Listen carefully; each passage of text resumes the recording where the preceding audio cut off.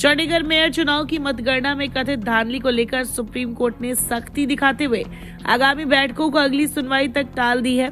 Court ने कहा कि इलेक्टोरल प्रोसेस का मजाक हुआ है।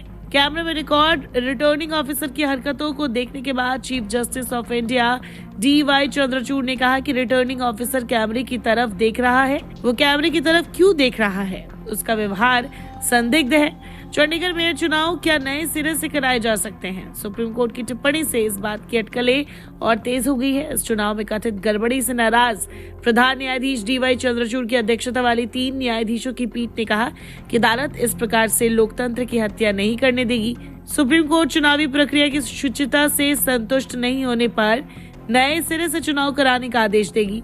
कोर्ट ने पूछा कि निर्वाचन अधिकारी एक अधिकारी है या भगौड़ा। इस मामले की सुनवाई के दौरान सुप्रीम कोर्ट के चीफ जस्टिस DY चंद्रचूड़ की पीठ के समक्ष एक वीडियो दिखाया गया।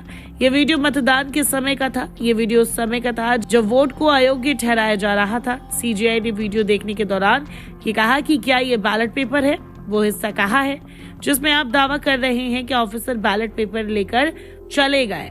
वीडियो देखकर चीफ जस्टिस नाराज हो गए और कहा कि ये लोकतंत्र का मजाक है, लोकतंत्र की हत्या हुई है।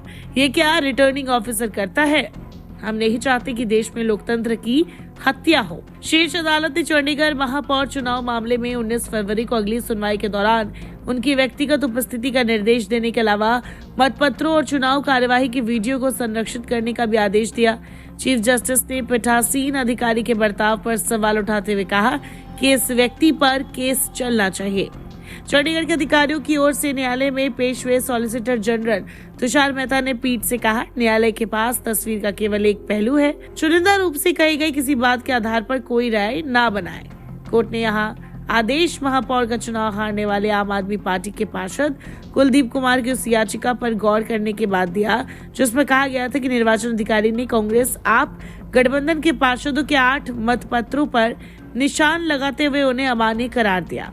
बता दें, चंडीगढ़ नगर निगम के मेयर का चुनाव 30 जनवरी को हुआ था। वोटों की गिनती में विपक्ष के 8 वोट इनवैलिड हो गए थे, इसीलिए बीजेपी चुनाव जीत गई थी।